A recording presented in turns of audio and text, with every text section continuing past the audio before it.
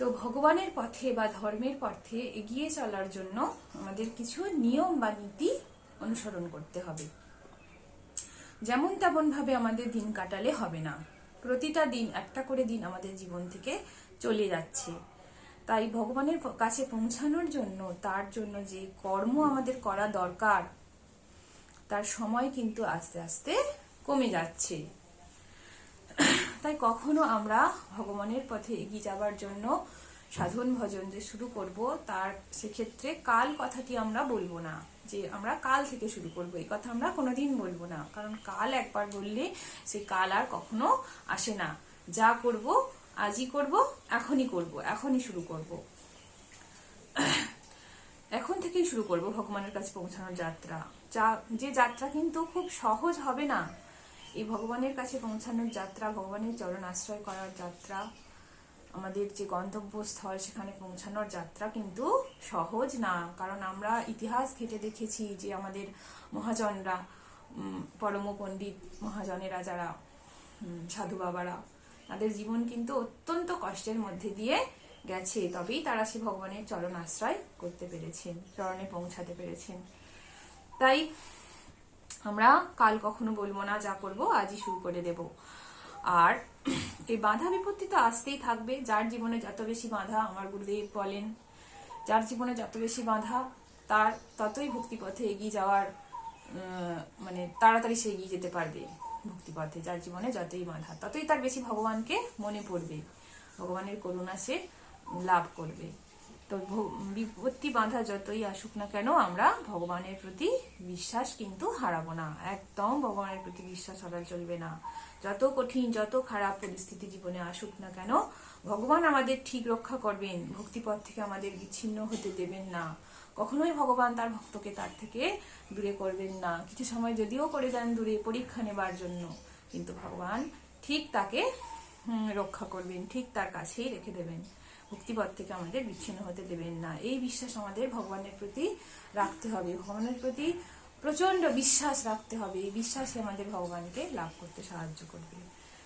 তাই প্রথম যে কথাটি বলবো, আমাদের কিছু অভ্যাস করা প্রয়োজন এই পথে এগোনোর জন্য, যেগুলো আমি সাধারণত করে থাকি, আমি সেগুলোই আপনাদের সাথে একটু ভাগ করে দিচ্ছি। সূর্যোদয়ের পূর্বে ঘুম থেকে ওঠার অভ্যাস করতে হবে। সূর্যোদয়ের টাইমটা আমরা ঘুম থেকে জেনে নিতে পারি বা পঞ্জিকা থেকে। তো তার কিছুক্ষণ আগে, আধ ঘন্টা আগে কি 1 ঘন্টা আগে আমাদের উঠতে হবে, কারণ আমাদের কাজকর্ম সারতে হয়, কাজকর্ম সারতে হবে তাড়াতাড়ি। তারপর স্নান করে নিতে হবে ব্রহ্ম মুহূর্তে। ব্রহ্ম মুহূর্তে স্নানের কিন্তু অপূর্ব মহিমা ভাগবতে বলা আছে। দ্বিতীয়ত, যার যেমনই খাদ্যাভ্যাস থাকুক না কেন, গলায় তুলসী মালা অবশ্যই ধারণ করবেন আর কপালে তিলক সেবা করবেন।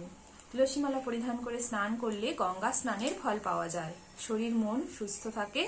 আর তিলক সেবার ফলে মন শান্ত থাকে, আর সবসময় এটা মনে হয় যে ভগবানের চরণ আমার মস্তকে, আমার আর কোনো কিছুতেই কোনো ভয় নেই, তিনি ঢাল হয়ে আমাকে সর্বদা রক্ষা করবেন। আর তিলক সেবা করলে হঠাৎ রাস্তায় ঘটে যাওয়া দুর্ঘটনার হাত থেকেও আপনি রক্ষা পাবেন, এটা নিশ্চিত।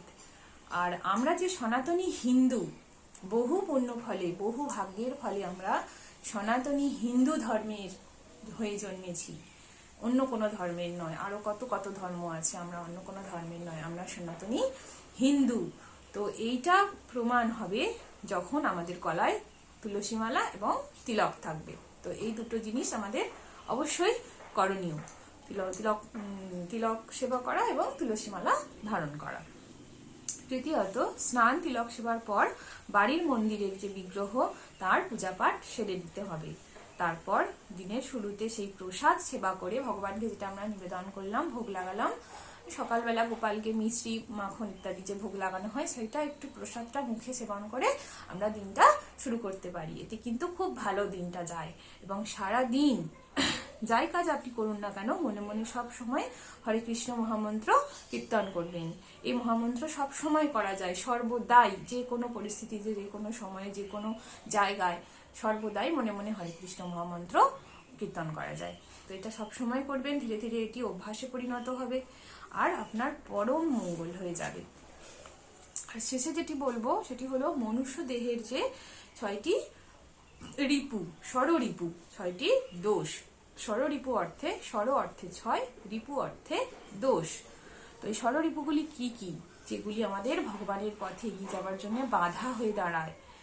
এই ষড়রিপু প্রত্যেক মনুষ্য দেহে থাকে এবং এই ষড়রিপু ভগবানের পথে আমাদের বাধা সৃষ্টি করে।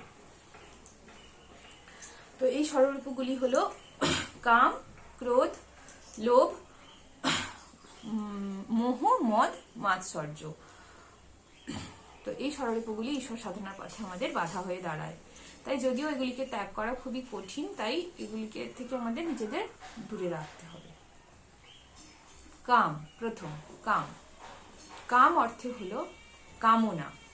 কামনা অর্থাৎ যে কোনো সেটি কামনা হতে পারে, রূপ, ভোগ, বাসনা ইত্যাদির কামনা, সেটি হতে পারে যৌন কামনা বা বিষয় ভোগ ইত্যাদি।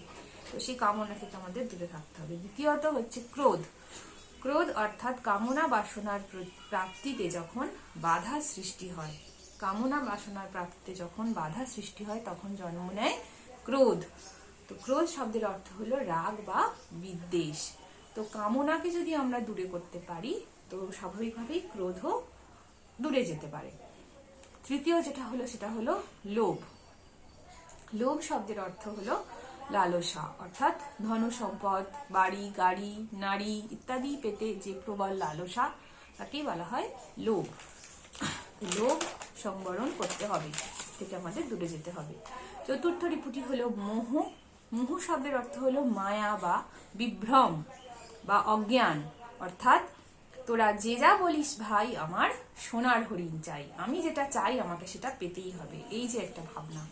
হ্যাঁ, তো এমন কারোর কোনো জিনিসের প্রতি এমন আসক্তি হয় যে সেখান থেকে তাকে আর ফেরানো সম্ভব হয় না। তখন তাকে যতই বলা হোক, যতই বোঝানো হোক যে এটি তোমার ঠিক নয়, এটি করা তোমার ঠিক নয়, এটি ভাবা তোমার ঠিক নয়, কিন্তু সে জায়গা থেকে ফিরে আসতে পারে না।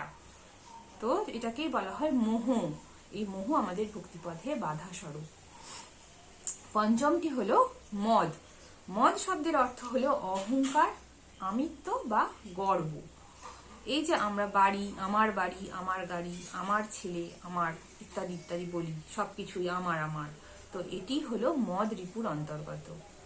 সমস্ত কিছু ভগবানের, আমাদের এখানে কিছুই নেই। আমরা এখানে শুধুমাত্র সেই অনেকটা নাট্যমঞ্চে যাত্রা করার মতন আমরা এখানে নাটক করছি, একটা অভিনয় করছি।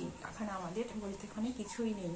ভগবান আমাদের এখানে সংসারে পাঠিয়েছেন কিছু অভিনয় করার জন্য। এই অভিনয়